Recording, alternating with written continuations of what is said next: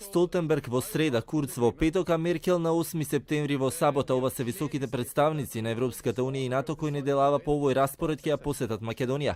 Информациите за нивните посети ги потврдија од владата, иако повеќе детали за сега не откриваат. Сепак за посетата на Меркел на Скопје потврди и од нејзиниот кабинет, а генералниот секретар на НАТО Јенс Столтенберг во рок од 6 месеци веќе 2 пати ја посетува земјата.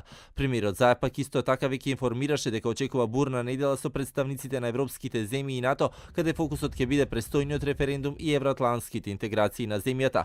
Токму европската перспектива на земјата беше една од темите на која што денеска говореа и представничката на ЕУ делегацијата во Скопје Вирве Вимпари и амбасадорот на Шпанија во Македонија Емилио Лоренцо Сера.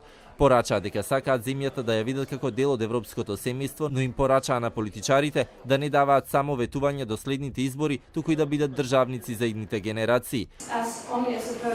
Ги поздравувам сите иницијативи на оваа влада. Да не гледаме само како товари и отежнување на работите. Сите да работиме на заедничка иднина. Дозволете ми да поентирам. Политичарите мислат само до следните избори, а државниците за следните генерации.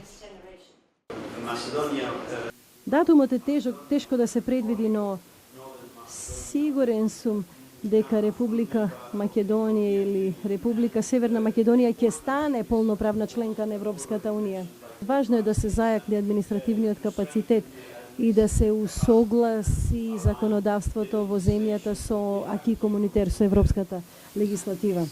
Ваквите пораки, но и посетата на високите представници доаѓаат на само неколку дена пред официјалниот почеток на кампањата за референдумот кој пак треба да се одржи на 30 септември. Пораките кои досега ги праќаа високите представници на Европската унија и НАТО беа дека еднината на земјата и нејзините евроатлантски процеси ќе зависат токму од исходот на овој референдум.